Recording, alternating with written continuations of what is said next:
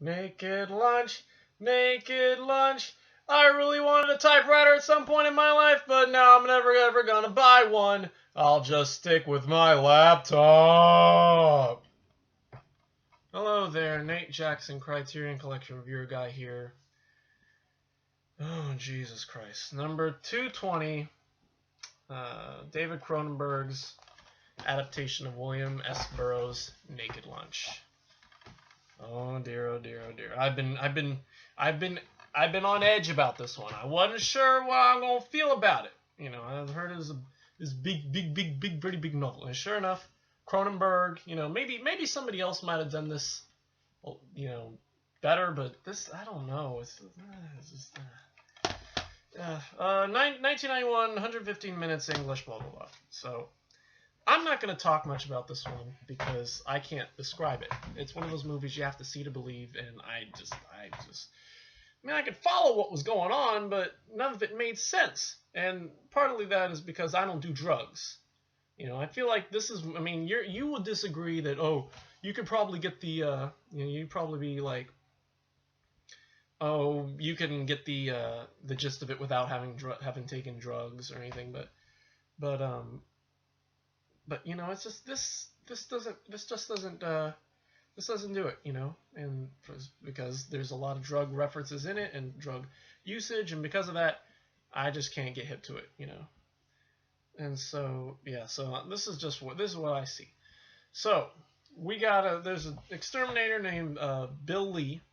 His name's, I think, yeah, Bill Lee, and he goes around exterminating, you know, cockroaches and all that. His wife is getting high off of his bug spray, and he comes home and finds her, and he ends up trying it himself, and he gets all, you know, he basically becomes an addict. I mean, I think he was an addict before then. He has these two writer friends who come over one night, and oh gosh, I'm trying to think. No, because I forget about the big thing. So he gets high on this, and then he like gets arrested or something. He gets called in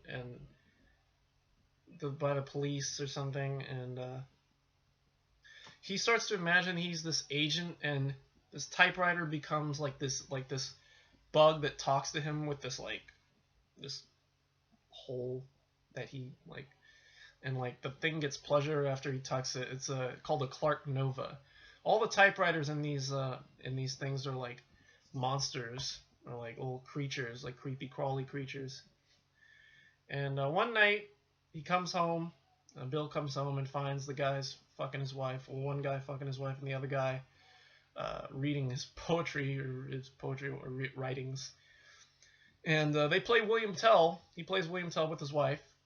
And he shoots her dead, and which is apparently okay, because the bug, his typewriter told him that apparently he was sent to kill Joan, his wife. It was a plot because she was an agent for some group named Interzone Incorporated or something like that. And so now that, you know, he's killed her off. He runs off to, you know, to the Interzone, or to God, I think it's called He goes off to Interzone to hide out from the police or something. And while he's there, he meets this guy, and he has sex with this guy named Kiki, and this other guy who's like another agent who's in disguise, and it's really hard to describe. Oh, and his wife Joan is now some woman named Joan Smart, who's the wife of the guy who's apparently behind this drug called black meat or something like that. But it's not the same wife. It's a doppelganger. She just plays the same actress who plays the same person with the same name. And then they have sex at her house, and the typewriter comes alive, and it becomes this half naked, half tarantula thing, and the housekeeper, whose name is Freyla or something like that. I'm gonna look up the names. Yeah, she's an enemy agent, and then there's a whole lot of mess. Finally, I guess Bill becomes so out of it, so addicted to this stuff, to his own stuff that he ends up believing it, and he goes along with everything. And so at the end of the movie, he finally meets this Dr. Benway who's been told about, and he escapes to this place called Assyria, or not Assyria, that's an actual place. God, what is the name of that movie? What is the name of that place? It's Annexia or something, and I'm looking it up because I want to know. Annexia, yeah, it is Annexia, yeah. And basically, the end, spoilers, he's got Joan in the backseat, the cops stop him, they're like, who are you? What do you do? I'm a writer. Here's a pen, I can write. Like, oh no, that's not enough. Can you write something? And so he looks back at Joan, he says, we gotta do William Tell. So he takes the gun, she puts the glass on his head, he shoots her dead, and he's like, okay, welcome, and that's it. And he's crying, and that's the end of the movie. So, yeah. Now, this is our second Cronenberg movie, our first being Dead Ringers, which was in no way nothing that cheap or just anything.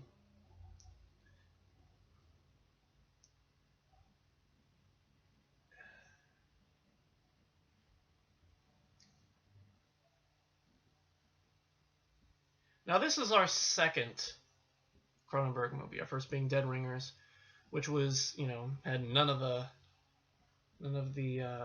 prosthetics or costumes or special effects that this movie did. I mean, there was a little bit, with the green screen and all that, but it was probably a little less. So. Anyway, but at the same time, yeah, it just got gross, and Cronenberg's just got a weird mind, and I don't know. And it sucks that we still got a couple more Cronenberg movies to see. We got Videodrome, which I'm actually looking forward to Videodrome.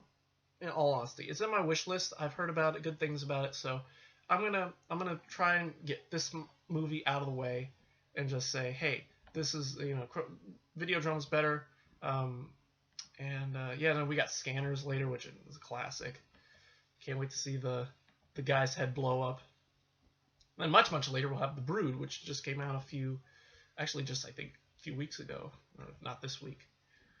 So we've got some, like I said, we've got some more Cronenberg, but if they're anything like, if they're this reliant, but of course a lot of it is Burroughs film. Burroughs' story is very drug released, and a lot of this movie is based on is based on the movie, but there's a little more to it, a little more of Burroughs' own life, and otherwise, it's not just the straight adaptation of this movie, because they keep saying that to make a straight adaptation of this movie of a book would cost $1 million. It'd be very, very long, and it'd be almost impossible. So they tried their best, and sadly, although their best, in my opinion, isn't their best, but anyway. So yeah, I can't say much more about it. It's confusing, it's hard to watch, and yeah, I don't know, just lost it. Now, you're gonna hate me for this, because I'm sure you guys think it's a masterpiece, but, that's just me. I'm not into the drug scene, I don't understand the drug scene, I don't understand why people did drugs or do drugs. So this isn't the movie for me, and that's the way it's going to be. Because of that, I'm giving it a C-.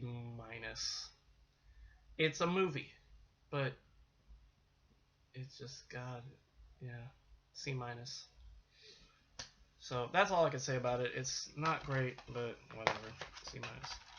That's disc 1. Disc 2 is all the supplements. There's a 48-minute documentary called Naked Making Lunch, which was shown for London Weekend Television. Basically, the making it was made back in '91, I think, so around the time of the making. So Burroughs was still alive at the time of the thing, and he had things to say about it and all that. And so there's that, and there's plenty of photos. There's a lot of shots of the making of prosthetics and actors, production shots, the usual.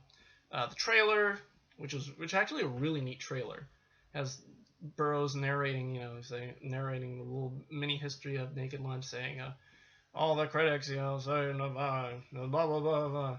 Now Hollywood has decided to make this film, And then there's 2 short film commercials for it, as well as a little featurette, and what else? Some B-roll footage, and of course the piece de resistance is there's some stills of William Burroughs that I guess Allen Ginsberg took, and of course the piece de resistance is an hour excerpt of William S. Burroughs reading Naked Lunch, and with the musical, I guess it was produced for an audiobook. I don't know if it said it ever got released, but there it is. So yeah, there you are. Naked Lunch, whatever, C-. That's it for me today. Thank God. Tomorrow, no, Wednesday, but hopefully we got some good ones coming up. We're getting back into good ones. We had a string of great movies, with Tokyo Story and Le Cercle Rouge and La Strada. And then we got that piece of junk. But now we're getting to Kurosawa. And I got a feeling Kurosawa is going to save us, come us back to where we need to be. So that'll be on Wednesday. Thursday, Diary of a Country Priest. Saturday, we're back to crap with Matrice. And then next week, Pick Up on South Street. Got it the other day, so that's here. And then, like I said, we're taking a break. And then the week after that, we'll be back. And the Monday after that will be the 9th. We'll be back with Tunes of Glory, Onibaba, Le Corbu, and Salvador Giuliano. That'll be that week. And yeah. So that's it from me. Thank you for watching. Don't do drugs. And don't buy typewriters. And don't go to the Interzone, or whatever that place is. Yeah, don't go to the Interzone either. Because that's where it all ends. And don't play William Tell with your wife, because you'll miss and kill her. Anyway, that was it. Thank you for watching, and I'll see you on Wednesday for Ikiru. Until then, goodbye.